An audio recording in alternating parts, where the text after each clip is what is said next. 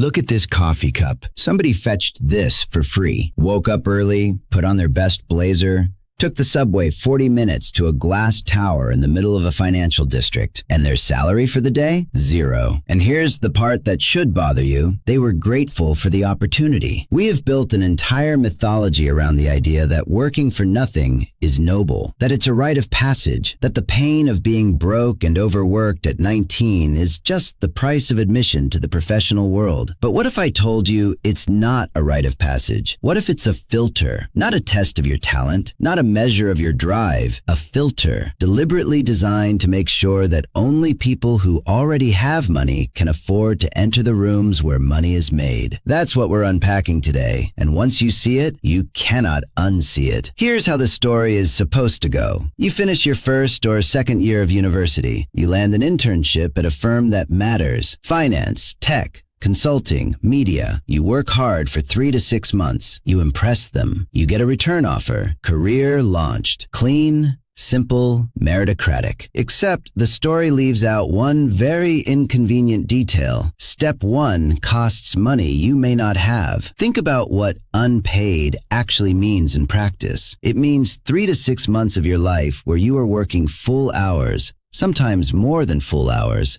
with 0 income, which means rent still comes due, groceries still cost money, your student loan interest doesn't pause. Now here's the question nobody in that glass tower is asking. Who can actually afford to do that? If you come from a family with money, if your parents can quietly top up your account each month while you learn, the answer is you can, no problem. The unpaid internship is an inconvenience. But if you come from a household earning $30,000 a year, that toll gate is a wall, an invisible wall, one that never announces itself, never discriminates in writing, never shows up in any official policy document. It just quietly ensures that the people who cannot afford to work for free never get the chance to prove they could have been brilliant. That's not an accident. That's architecture. And it's getting worse, much worse. We are currently inside what industry insiders call a recruitment arms race. Companies in finance and investment banking are now recruiting interns nearly a year and a half before those interns even start the job. We are talking about 19-year-olds, some of them still in their sophomore year, being asked to lock in a career path, ace a technical interview, and perform for a panel of senior analysts before they have even chosen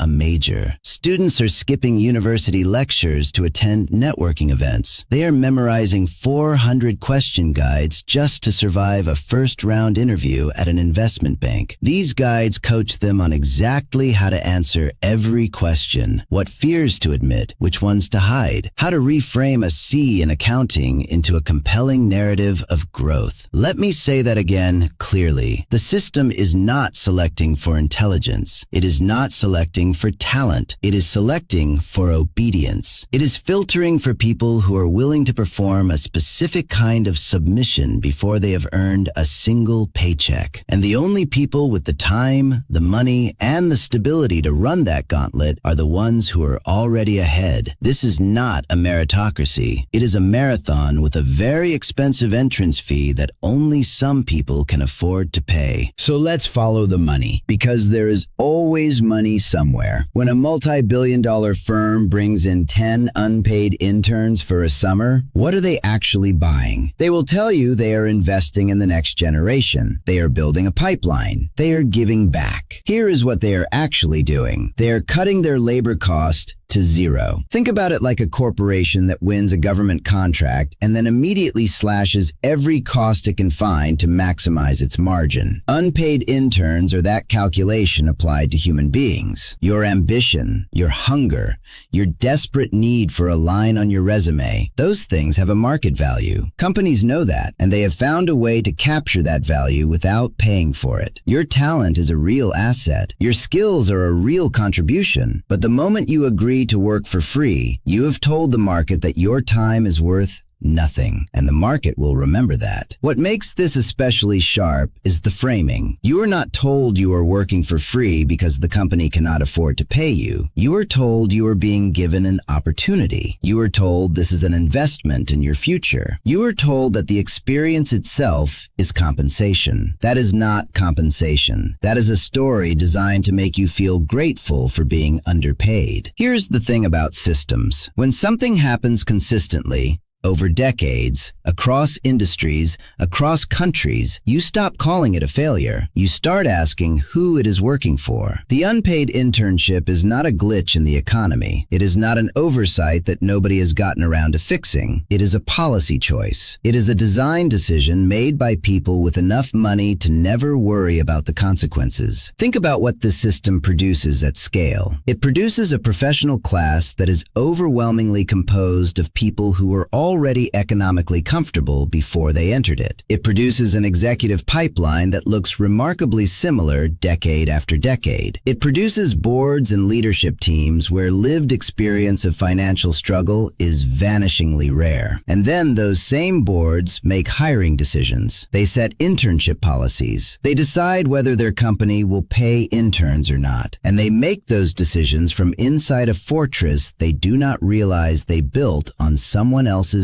unpaid labor. The cycle feeds itself. That is not an accident. That is a system working exactly as designed. Now, here is where I stop explaining the problem and start talking to you directly. If you are in this cycle right now, if you are working for free or considering it, I need you to hear this clearly. Your labor has value. Your time has value, and you are allowed to treat it that way. That does not mean refusing every internship that is not immediately lucrative. It means going in with your eyes open. It means asking the hard questions before you accept. It means recognizing the red flags, the multi-million-dollar firm that tells you it does not have the budget to pay interns, the company that promises you exposure while its executives drive home in luxury cars. It means using every tool available to you. AI can now automate your search for paid positions. LinkedIn has a filter specifically for paid internships. There are founders, startups, and mid-sized companies actively looking for people with your hunger and your drive, and they will pay you for it. Stop competing on someone else's terms. Stop running a race designed to exhaust you before you even reach the starting line. And if you are on the other side of this, if you are building a company, if you are hiring, hear this. The best talent is not the talent that can afford to work for free. The best talent is the talent you have never met because you built a wall between them and your door. Pay your interns. Open the door. The verdict. The unpaid internship is not a ladder. It is a filter. It does not find the most talented people. It finds the people whose families could afford to wait. It does not build a meritocracy. It builds a closed circle that calls itself a meritocracy, and that is the most dangerous kind. Here is the verdict. When a system consistently rewards wealth over talent, the problem is not the people who cannot get in. The problem is the door. Your ambition is not the issue. Your work ethic is not the issue. The door is the issue, and doors can be changed. Every source and data point used in this episode is linked in the description. Everything is fact-checked and fully documented. If you want to understand how unpaid labor reshapes wealth inequality across a generation, start there.